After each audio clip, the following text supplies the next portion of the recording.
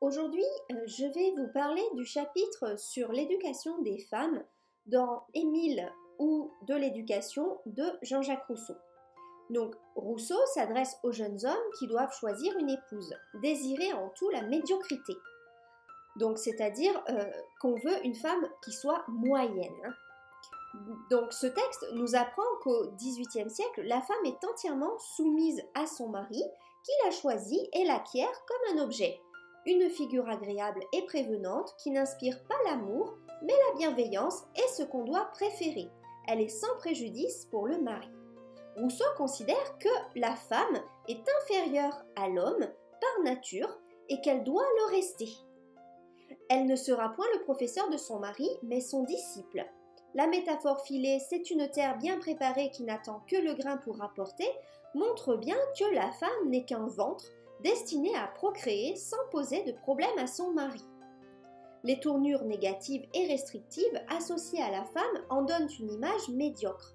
Son éducation n'est ni brillante ni négligée, elle n'enchante pas au premier coup d'œil. La femme ne doit pas être jolie, sinon elle sera forcément infidèle d'après Rousseau. Désirer en tout la médiocrité, sans en accepter la beauté même.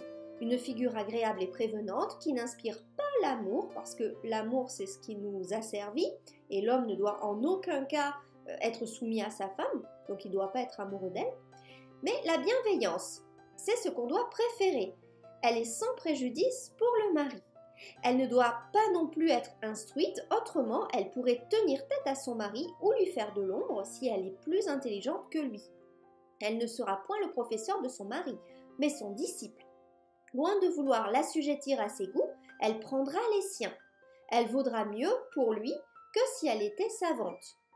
La femme doit rester totalement malléable pour faire le bonheur de son mari, d'après Jean-Jacques Rousseau.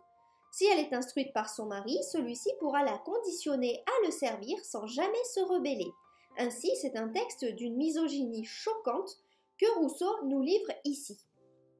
Vous pouvez recevoir mon analyse complète de cette œuvre en cliquant sur le lien correspondant dans la description en dessous de cette vidéo.